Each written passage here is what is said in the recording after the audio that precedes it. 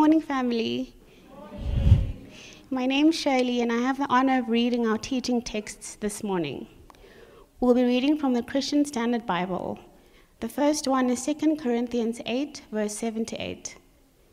Now, as you excel in everything, in faith, in speech, in knowledge, in all diligence, and in your love for us, excel also in this act of grace. I'm not saying this as a command. Rather, by means of the diligence of others, I am testing the genuineness of your love. A little further down, in verses 14 and 15, it says, "At the present time, your surplus is available for their need, so that their abundance may in turn meet your need, in order that there may be equality. As it is written, the person who gathered much did not have too much, and the person who gathered little did not have too little." And this is the word of the Lord. Fam, good morning. Good morning. Am I online? Yes, I think I am. So good to see you guys. I only just arrived. I came in hot. I was preaching at Pierre van Ryneveld, one of our partner churches, about the grace of God. And now I'm here. And I'm about to preach about the grace of God. I love it! What a privilege to do it. Now, usually, you guys know that I start my sermon by saying, if we have not met, my name is Reino. I have the privilege of serving this church as pastor. And then I always say, thank you to, and then a long list of people who made this service happen. Now, here's the amazing thing. I've got no idea what was going on here this morning. But I am pretty sure that it was awesome.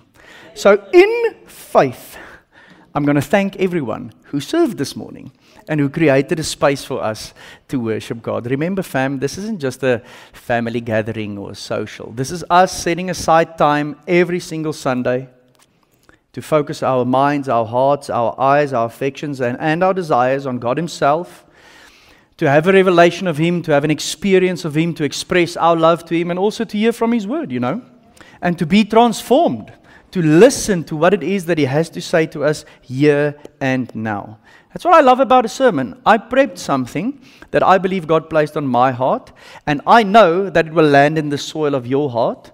I might not know exactly how you're going to apply it, but the Spirit will guide you in that. So super excited to continue our series with you called The Treasure Principle. It's week 5 in our series. We'll be wrapping it up next week. And remember, like I said last week, this is not a series on money. It's not.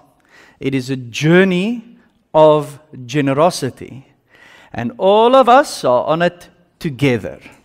It's not something that we'll do in 2025 and then never talk about it again. It's not something that we spotlight because we feel we need money. No. This is us saying God also wants to transform us to be like Him. And if He's a generous God, then we imitate Him by being generous. I want to ask you a question as we start our service or our sermon, and that is, do you remember what it was like to live as an enemy of God? Do you remember what it was like to be lost? Lost. Hopeless. Selfish. Anxious, especially anxious about people's opinions.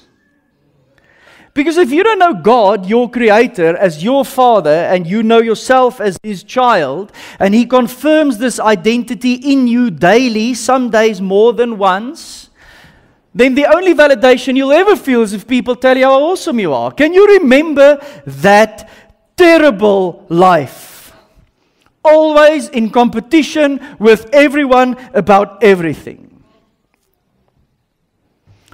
Do you remember what it was like when the good news of Jesus penetrated your heart? Ah, the freedom, the life, the light, the lightness, the joy, the peace, the wonder. Do you guys remember that?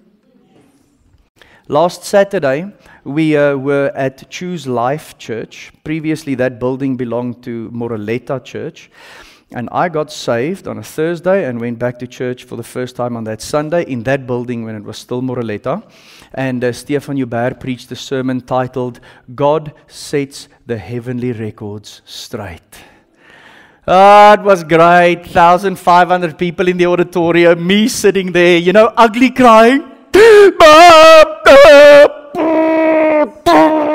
I remember my dad going, excuse me, I need to be with my boy. And he just held me there. After the service, I had a wavy surfer hair, and I used VO5 texturizing gum to get the bouffant, done well. And I remember how I hated the wind, because the wind messed up my bouffant. That Sunday, we left the church building, and there was a set of stairs that we had to take to the parking lot. And I remember we had to wait. Obviously, 1,500 people evacuating a building is quite something. And I stood on the stairs, and the wind blew that day. And I did not care what it did to my texturizing gum stage 4 hold. I just didn't. I felt so alive. So alive! The sun, oh, beautiful. The wind, people. It's as if I was born again. The wonder of it all. Do you remember that? Because everything that I'm about to say, and everything we have said so far in this series, we say in light of that. In light of the good news of Jesus. Fam, generosity is a response to this. God's generosity again and again stirs up our generosity. And as His generosity stirs up our generosity, we get formed into the character of our Master. Everything I'm about to say has got to do with this. I'm not looking to tug on your wallet. I don't want to bring guilt over you. I don't want to bring shame over you. I want to share good news with you. Here's what I love about generosity. The actual, sacrificial, and joyful giving of our treasures. Remember, we say at Fellowship Study that we give generously of time, talents, and treasures. I'll show you the triangle at the end of the service. But what I love about sacrificial and joyful giving of our treasures, check this, is it solves two big problems that we have in the church, that we have in our context, and that we have in the world. Do you guys know what those problems are? Some people have too much, and some people have too little. So does. And how we solve that is you give. Because if you give, you don't have too much, and if you give, they don't have too little. Sacrificial, joyful giving solves some of the biggest problems we have in our society and in our world at large. Here's the key we're going to look at today. Remember, we are preaching about keys that leads to the principle of finding joy in generosity. Here's our key for today. Giving is the only antidote to materialism. Giving is the only antidote to materialism. And what that means in one sentence is giving is a joyful surrender to a greater person and a greater agenda. It dethrones me and it exalts Him. It turns my eyes away from everything that I want towards all the places where I can give. Because that's what materialism is. Materialism is seeing something material, whatever it is, and wanting it. But desiring it in such a way that you find the means to actually get it. So whatever resources it is that God has entrusted you, if you suffer from materialism, you will continue to use His resources for your stuff. So the only antidote we have to materialism is actually giving. It's thinking of His mission and His kingdom. It's a shift from me to Him. And it is a shift, let me submit this to you, that brings great joy. Fam, listen to me. Do you want to be happy? I do. Even me. One of the ways in which we experience deep joy is by following the example of our Master, who gave sacrificially not only his stuff but his very life. Who was it that said, if you want to keep it, you should give it away, or if you keep it, you will lose it, or the only way to get it is by giving it? It was Jesus himself. If we would have the courage and the conviction and the power of the Holy Spirit to obey, I promise you, you will experience joy. Paul quotes Jesus in Acts 20 when he says it is better to give than to receive. Do you believe it? Because if you don't, you're not gonna, and you're gonna stay a slave to materialism. We'll talk about being a slave to material things in just a minute. Let me show you some highlights in the teaching text that I think is very, very important for us to understand what Paul is after here. Okay, so let's look at verses 7 and 8 of 2 Corinthians. Oh, all of it is there. Look at it. Now, as you excel in everything, stop. Do we want to excel? Do we want to be excellent? Why do we want to be excellent? Because he's worthy. That's it.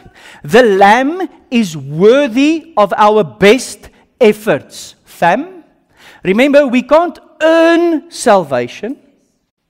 But salvation isn't opposed to effort. Because I was saved, because of God's loving grace, I want to respond, and I want to respond in an excellent way. My utmost for his highest was Oswald Chambers' title of his amazing book. Are you currently living in such a way?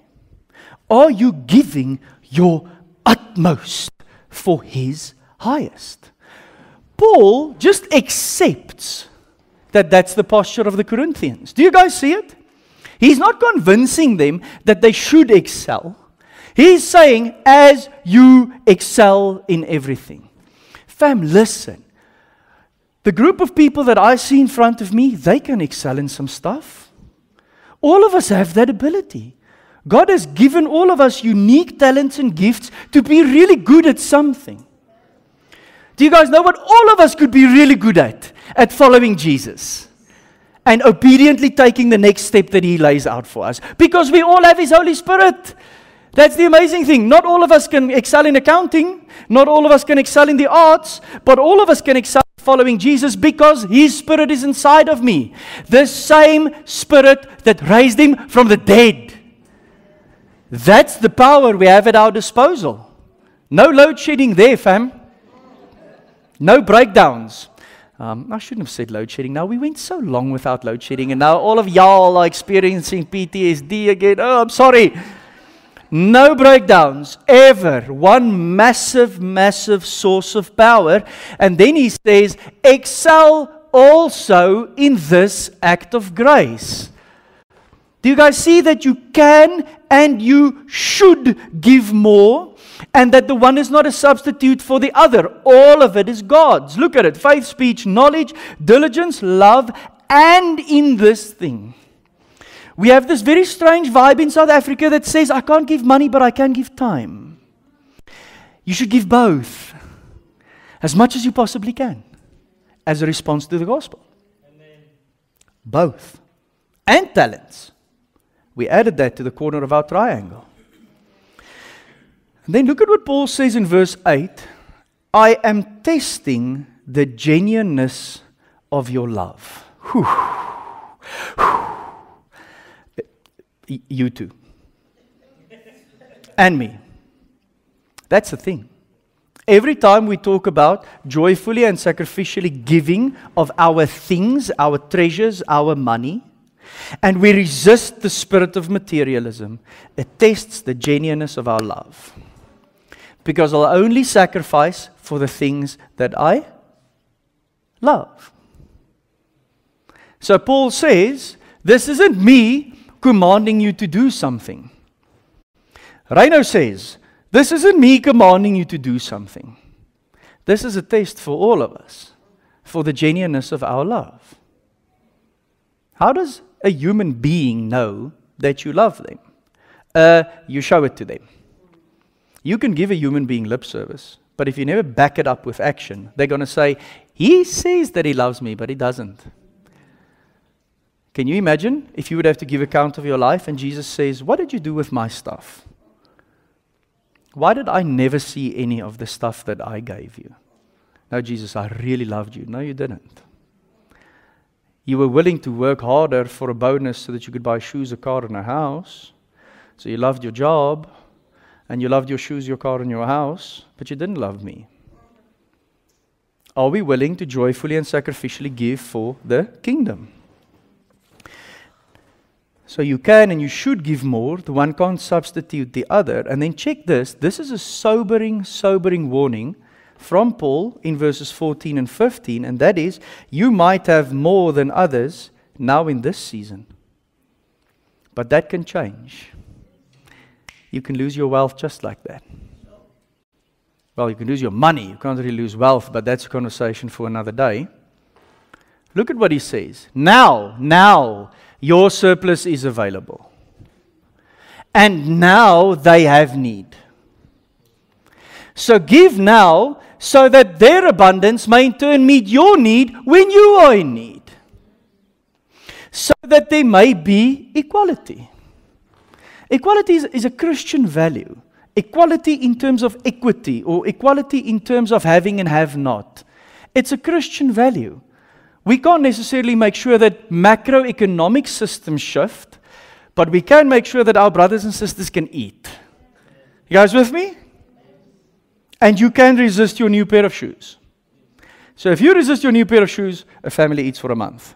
It's really as easy as that. You might have money now for shoes, but you don't need shoes. They need money for food. So if you sacrifice your materialistic desires for your new shoes, then there'll be equality. And, sobering reality, you might find yourself at some point in need. And then you'll bank on the brothers and sisters to care for you. That doesn't sit well with middle class folk. That doesn't sit well with all of us who suffer from exalitis. You do your budget to the cent. Formula, the whole vibe, color-coded, green, red. It doesn't sit well with the retirement annuities and pension funds and all that kind of stuff. But it's biblical. So actually, I don't care if it sits well with you. Paul says, you have it now, they need it now, give it now. So that if you need it, then they'll give to you. And then all of us will have. Can you imagine the effect of you keeping what you can't even use now, while someone else is crying out to God saying, please give me today my daily bread? No, I'm rather going to keep this for when I turn 65. That's 25 years from now. And there are people in this world who can't wait for 25 minutes longer because of their hunger. That's what Paul is trying to drive home here. So the tables might turn. Okay, now let's pause and just think for a minute about materialism and also the tables turning. So I decided to call up our trusted friend, Goelet, the teacher, the preacher, King Solomon if you wanted. Do you guys remember Ecclesiastes? Hey, that was a rough series. It was great. It was rough, but great. Look at what the teacher says, okay? So think about having things, and think about wanting things, and think about the tables turning. Look at this. The sleep of the worker is sweet, whether he eats little or much, but the abundance of the rich permits him no sleep. So the guy who works for an honest wage and eats what his wage can afford sleeps like a primary school kid. Stop saying sleep like a baby. Babies do not sleep. look at parents who have babies. They do not. They resist the urge. Primary school kids, woo! And I've heard from people, teens, gosh. Teens go into a coma and they get resurrected at the end. I'm really looking forward to that, to be honest. You can't sleep if you're rich. Because you worry. And you're anxious about your stuff. You can call this the tyranny of things. If you have one house, you worry about one house. If you have two, you have double the worry. If you have one car, you worry about one. If you have two, you have double the worry. One business, worry about one. Two businesses, worry about two. The more you have, the more you worry. That is the tyranny of things. As I have all of this abundance, remember the worker ate and sleeps and will go back to work tomorrow. Dependent. The rich has got everything, freezers filled, and bank accounts in the positive, but can't sleep. And in South Africa, it's even worse, because the more stuff you have, the more money you have to pay to keep those stuff safe. Doesn't that suck? I really want the new iPhone. Okay, great, now you have it. And now your insurance? 3,500 rand a month over 36 months. Because stuff is expensive and stuff gets stolen in South Africa.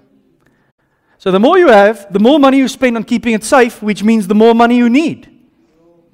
So you have 200 times more than your neighbor, but you use up all your money. You live in the same estate, but you use up all your money, even though you have 200 times more, because you have to pay more money to actually keep all of those things safe, and then you still worry about it. Think about it. A hailstorm on the coast. And now you lie and worry about your beach house. Do you know who doesn't worry about their beach house? This guy. Because I don't have one. Know what I mean? It's the tyranny of things. Now look at what he says in verse 13. There is a sickening tragedy I have seen under the sun. Wealth kept by its owner to his harm.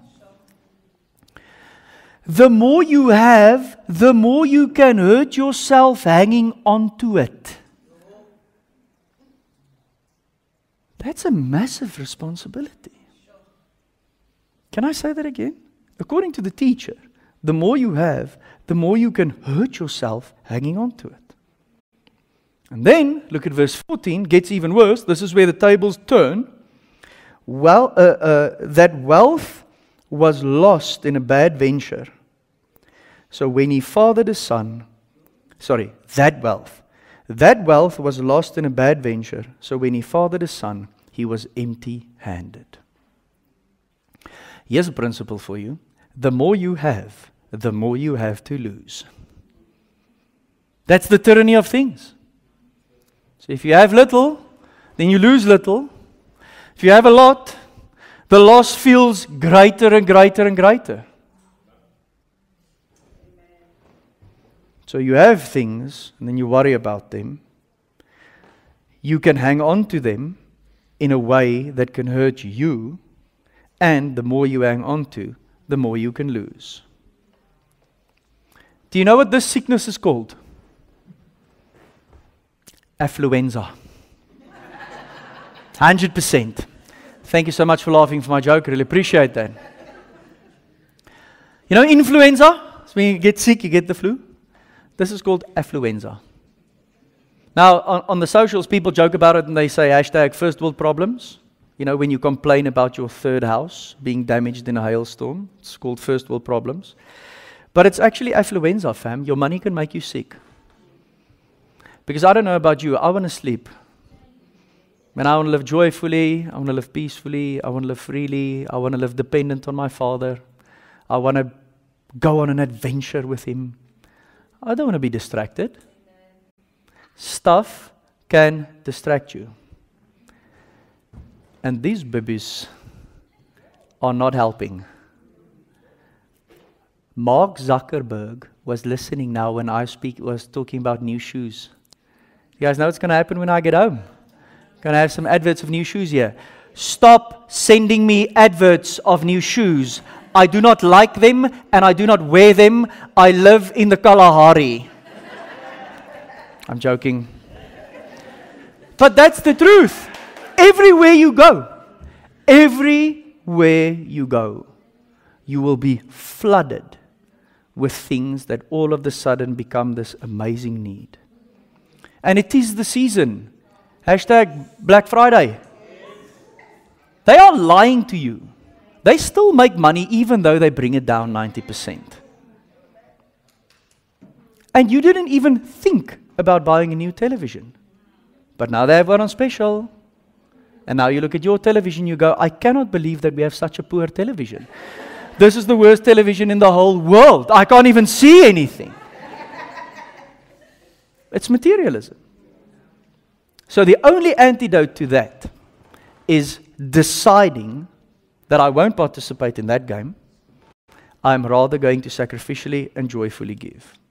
Okay, now, let me just address the whole 10% tithe vibe. Let me give it to you straight. Giving 10% of everything God graciously gives you is the minimum. It's the minimum. It's like training wheels. Have you ever taught a kid how to ride a bicycle? Yeah? You put on training wheels so that they don't fall over, which makes it a little bit easier for them to get to bicycling without training wheels. 10% is like training wheels. That's the least. That's where you start.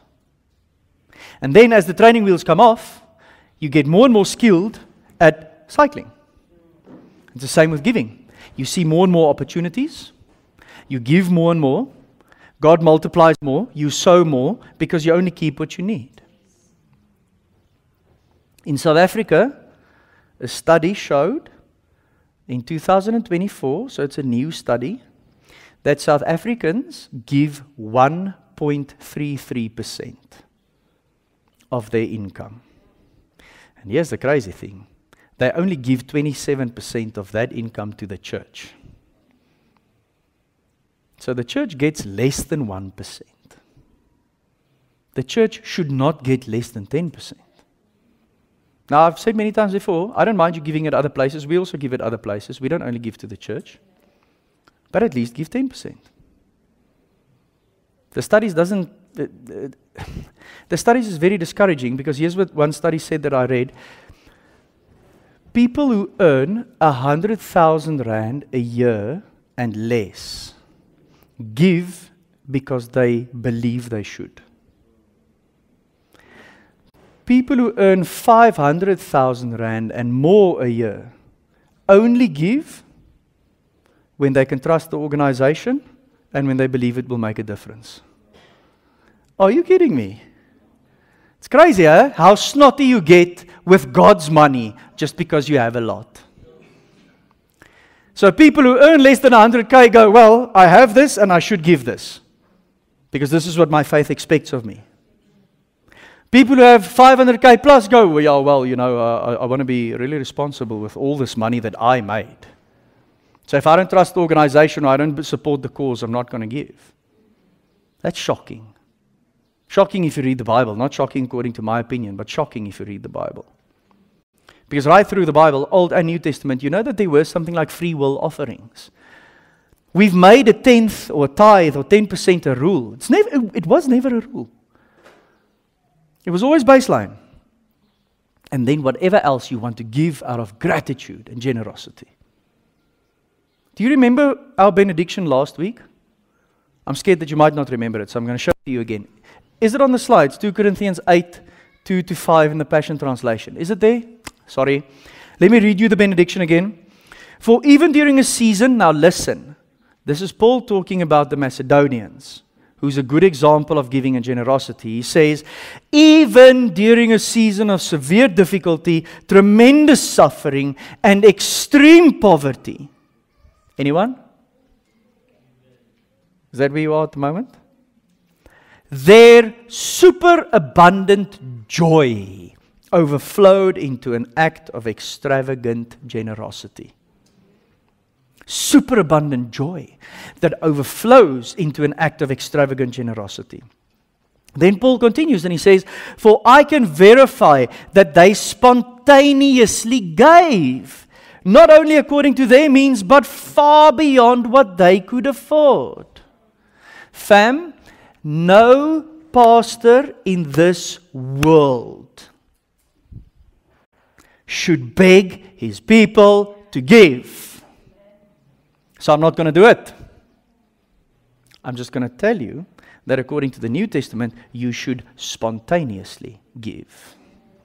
I can't make you give, but the Spirit can convict you and bring a joy forth that leads to spontaneous giving. And listen to what Paul says, far beyond what they could afford. Fam, poor people not having enough food. And their hearts are broken because other people don't have food. And then they say, we should send some to them. We probably can't afford this, but them not having anything and us having little is even worse. So we will have little so that they can also have a little. I just made up that degrees of comparison. That was their hearts. And then sometimes we find ourselves in a position where we can't even have just a little less so that someone else can have far more. Verse 4, they actually begged us for the privilege of sharing in this ministry of giving to God's holy people who are living in poverty. They exceeded our expectations by first dedicating themselves fully to the Lord and then to us according to God's pleasure. Do you remember I spoke earlier about excelling in this? It's because you are firstly dedicating yourself fully to the Lord. Do you see that? That's the basis for any generosity, and especially generosity when it comes to money.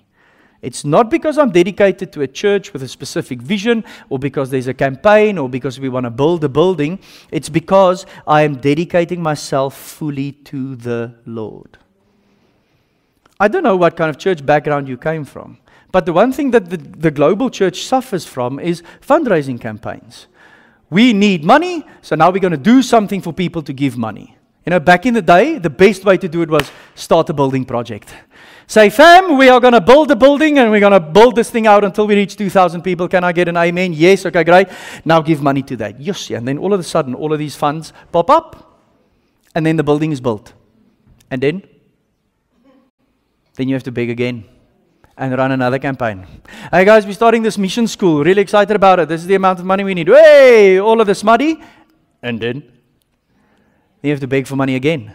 It's not how the church is supposed to operate. According to verse 5, what the church does is you dedicate yourself fully to the Lord according to God's pleasure. And your treasures will follow because your heart is there. I want to remind you what we see. This is our vision at Fellowship City.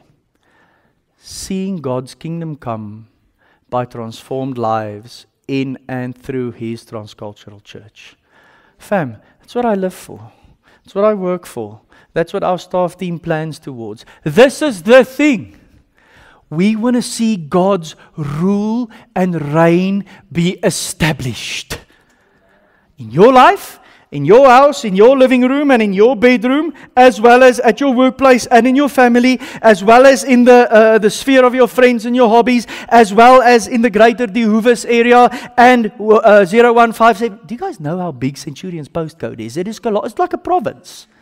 But that's where we want to see God's kingdom come in the beautiful Republic of South Africa and on our continent and in the world. We want to see God's rule and reign be established. This sermon series, this journey that we're on, is supposed to help us to say yes to Jesus in a way that it becomes more and more apparent that He rules. He rules. This happens through transformed lives. transformed from one into the next. Darkness to light, sin to freedom. Character of the world, character of Christ. We can insert so many contrasts in there. We want to see lives change. And that's why we are all on this journey of discipleship. And you guys know it's a lifelong journey. I've never said from this stage that you have to be perfect. I've never said it. And also not a single person who has ever stood on this stage is perfect. We are all on this journey together. And my hope is if I reach 95, that on that morning, when I am 95, that I would still discover things in the Word of God and go, wow, this is amazing! I think I just encountered God through His Word. We can't be perfect. Our lives keep on changing more into the character of Christ. But that is how God's kingdom comes. Imagine bumping into someone who you knew at high school who was a real rebel and is now a real saint. The testimony is, oh, I started following Jesus. So my life now looks different than it looked then because He calls the shot, not me. And we want to see it happen in the church and through the church.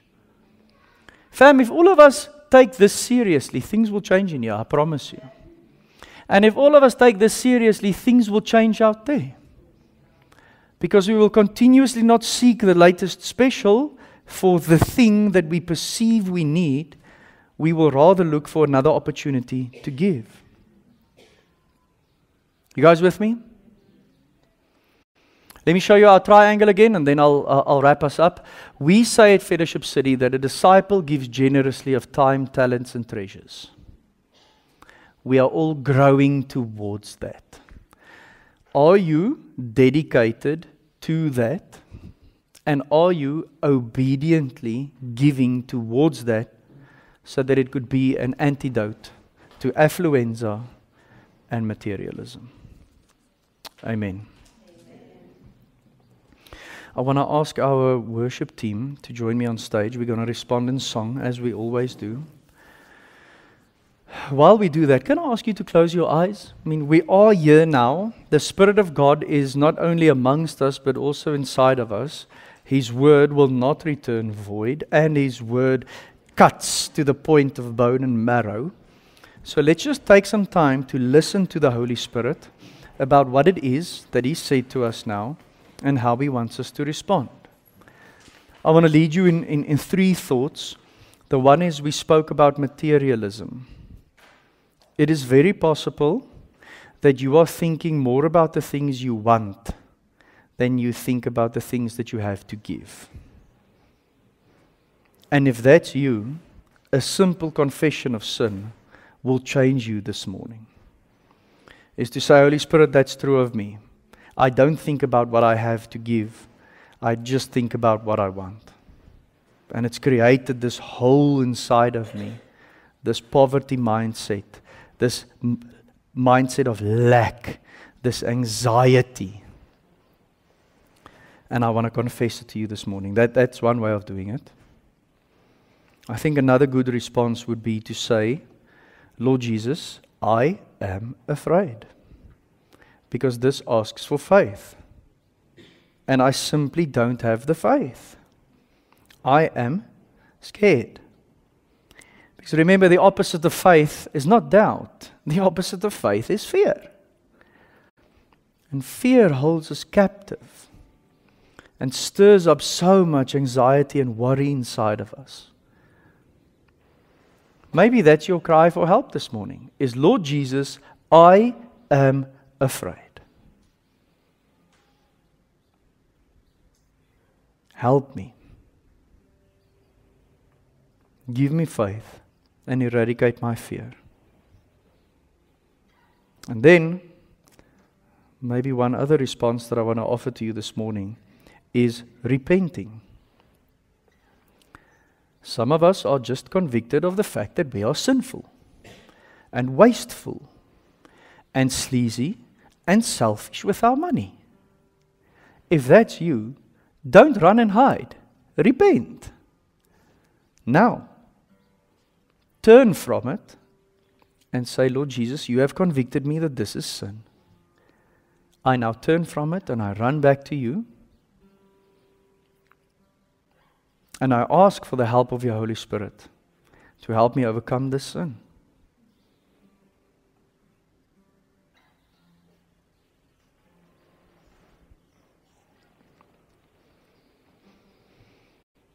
Lord Jesus, you have given us so much.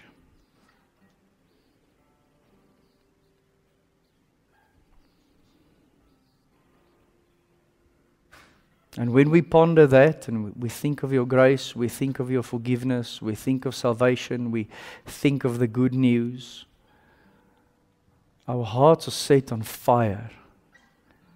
And we want to respond in a way where our mindset shifts from material things to eternal things. And where we are more concerned about what it is that you would want us to do with your things than what we can have with what we perceive to be ours.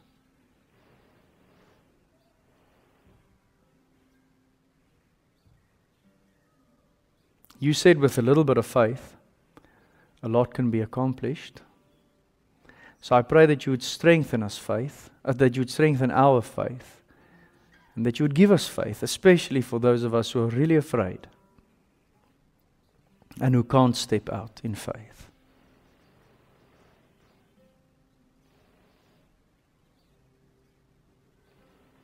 Thank you for your forgiveness if we are led to repenting this morning.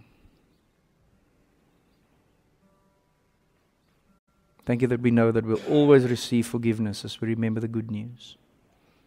And that according to your record books, it's from now on.